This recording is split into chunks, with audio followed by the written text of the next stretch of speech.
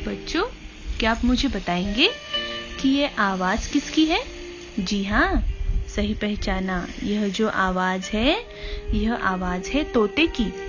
तो आज के हमारा जो पाठ है, इसका नाम है रट्टू तोता। तो चलिए सबसे पहले नए शब्द की ओर बढ़ेंगे। नए शब्द है वर्षा, बारिश। वर्षा, बारिश। ज्यादा, अधिक।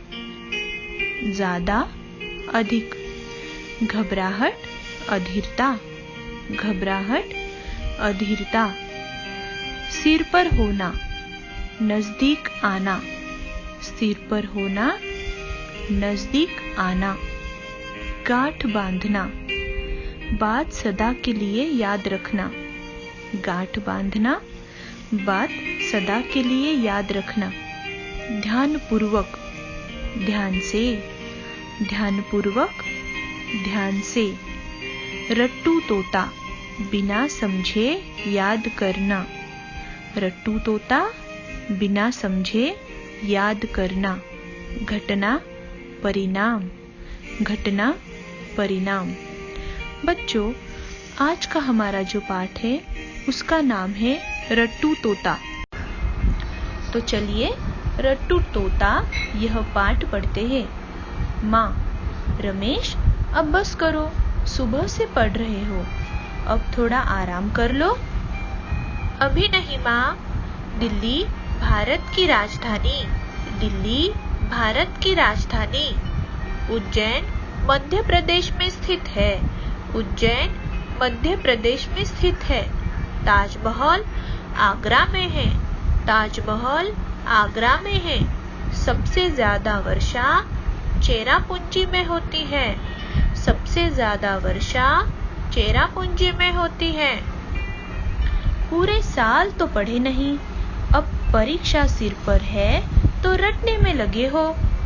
माँ, मुझे पढ़ने दो, बहुत घबराहट हो रही है। तुम्हारे मित्र भी तुम्हें बुलाने आए हैं, जाओ थोड़ी देर उनके साथ खेल लो।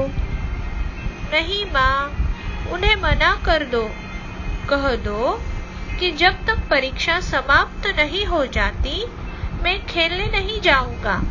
दिल्ली भारत की राजधानी है। उज्जैन मध्य प्रदेश में स्थित है। सबसे ज्यादा वर्षा चेरापूंजी में होती है। परीक्षा का दिन आ गया।